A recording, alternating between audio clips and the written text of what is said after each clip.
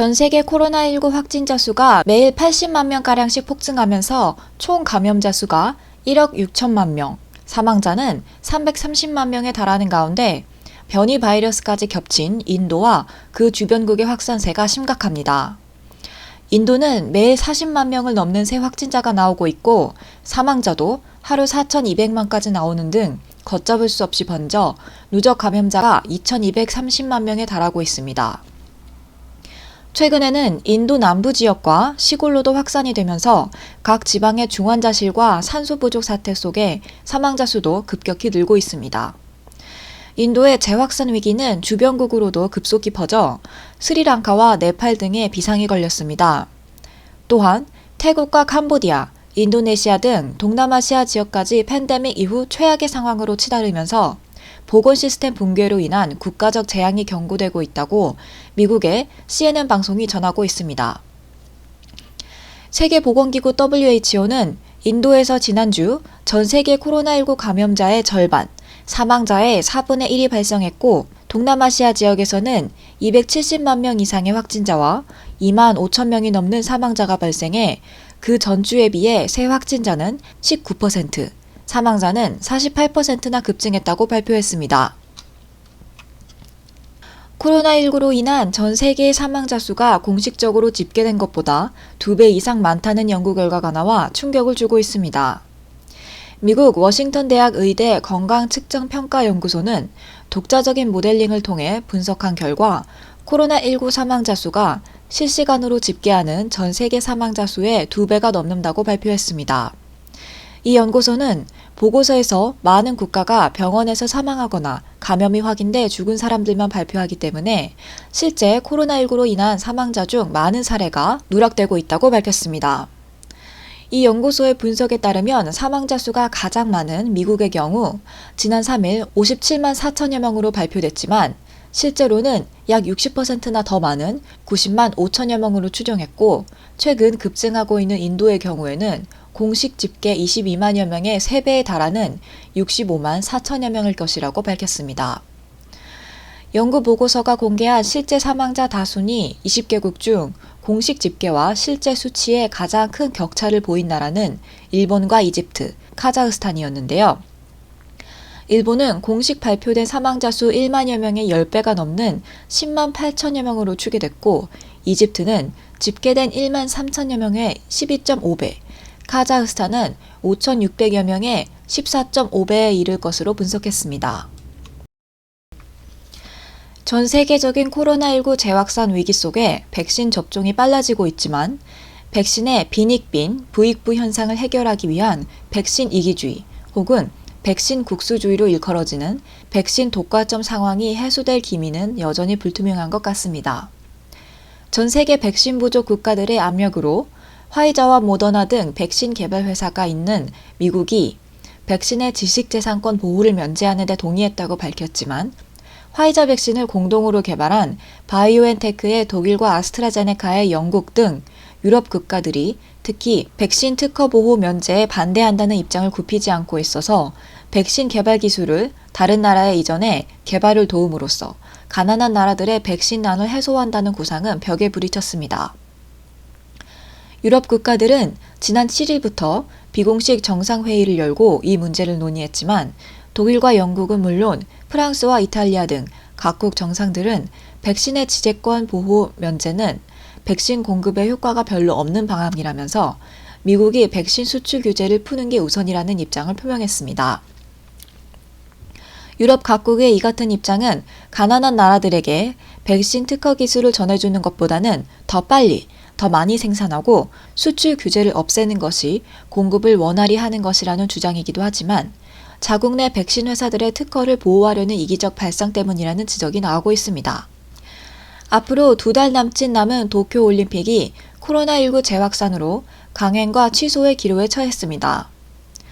무엇보다 개최지인 일본 내 코로나19 확산이 최근 들어 새 감염자가 연일 5천에서 6천여 명씩 나오는 심각한 상황이어서 올림픽 개최 반대 여론이 갈수록 비등해지고 있는 때문입니다. 일본 정부는 코로나19 확산이 거세지자 도쿄 등 4개 광역 자치단체의 긴급 사태를 이달 말까지 연장하고 아이치와 후쿠오카에도 추가로 긴급 사태를 선포했습니다. 이런 상황에서 온라인 청원 사이트 체인지에 한 변호사가 도쿄 올림픽을 취소해야 한다고 주장한 청원에 사흘도 되지 않아 25만 명이 넘는 찬성 의견이 올라오는 등 다양한 형태로 올림픽 개최 반대 여론이 표출되고 있습니다. NHK에 따르면 일본 정형외과 학회가 스포츠 의사 인증을 받은 전국의 4,700여 명 의사들을 대상으로 의료자원봉사 참가를 물었더니 200명 모집에 겨우 92명만 참가할 뜻을 밝혔다고 합니다. 또 올림픽 수영 2개 종목의 출전권을 획득한 일본 수영의 간판 스타 이케에 리카코 선수는 최근 올림픽 대표를 포기하고 출전하지 말라는 팬들의 SNS 메시지를 받았다고 공개하기도 했습니다. 이 같은 반대 여론 때문에 도쿄올림픽은 연료도 무관중으로 개최될 가능성이 커지고 있다고 일본 언론들은 전망하고 있습니다. 마이크로소프트의 공동 창업자 빌 게이츠와 아내 멀린다 게이츠가 이혼한다는 소식이 전해진 이후 미국 매체들은 두 사람의 결혼과 이혼에 얽힌 뒷소문들로 입방아를 찍기에 바쁜 모습들입니다. 그 중에는 게이츠가 결혼한 후에도 해마다 전 여자친구인 5살 연상의 사업가 앤 윈블리드와 여행을 떠났으며 아내 멀린다와의 결혼에 대해서도 미리 허락을 구했다는 내용까지 들어있습니다.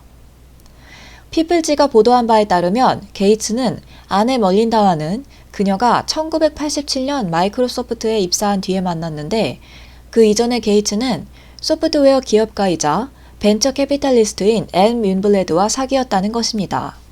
게이츠는 윈블레드와 강한 유대 관계를 가졌고 1987년 헤어진 이후에도 계속해서 연락을 주고받았으며 결혼한 후에도 매년 봄 한 차례씩 노스캐롤라에 있는 윈블레드의 해안가 집에서 주말을 함께 보내왔다고 합니다.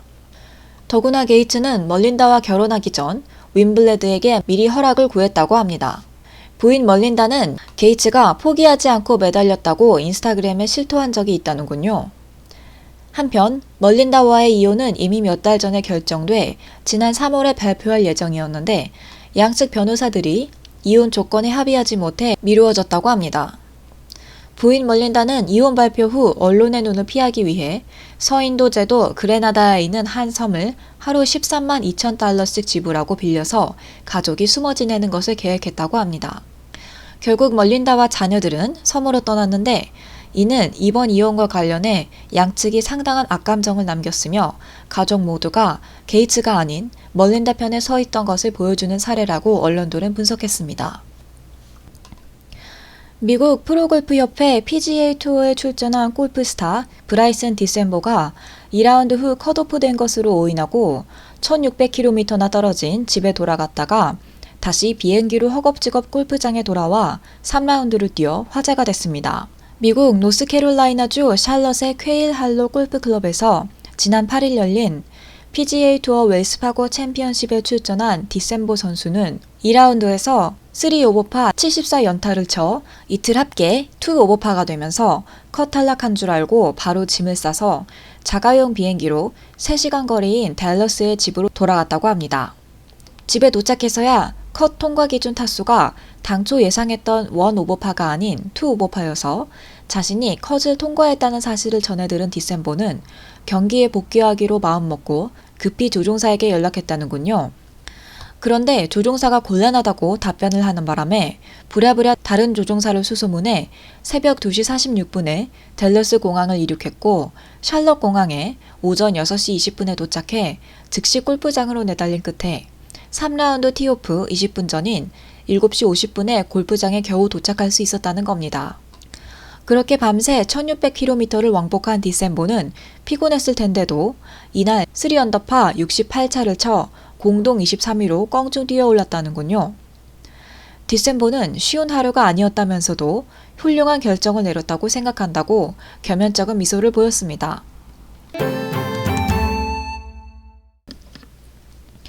캐나다 연방정부는 코비드-19 팬데믹 상황에서도 이민 신청을 보다 신속하게 처리할 수 있는 새로운 디지털 플랫폼을 만들 계획이라고 발표했습니다.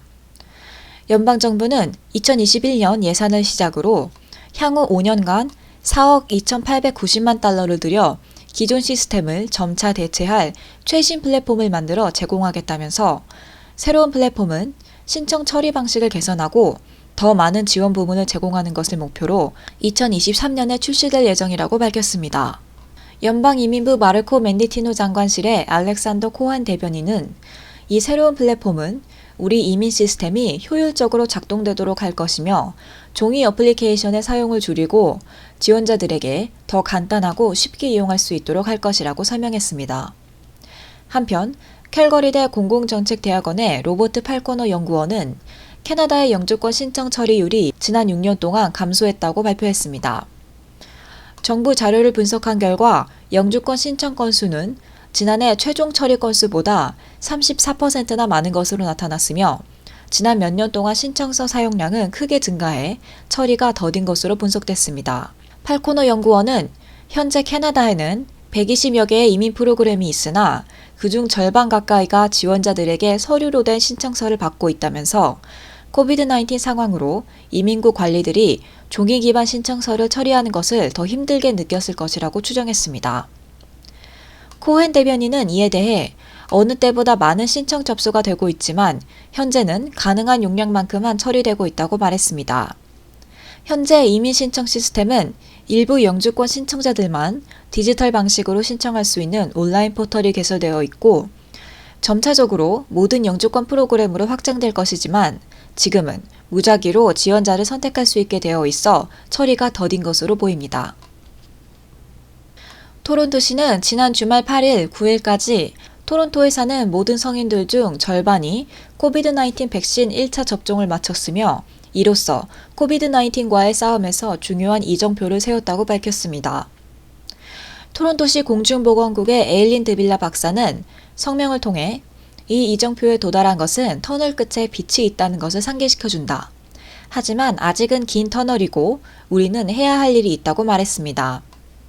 그는 또 1차 백신을 투여한 후 4주 정도 지나면 단 한 번의 접종만으로도 발병과 4차 유행을 예방하고 생명을 구하는 데 도움이 될 수 있다.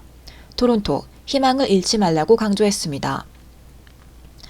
토론토시는 현재까지 거주 시민 290만 명 중 138만 명에 가까운 137만 9,532명이 코비드-19 백신 1차 접종을 마쳤습니다.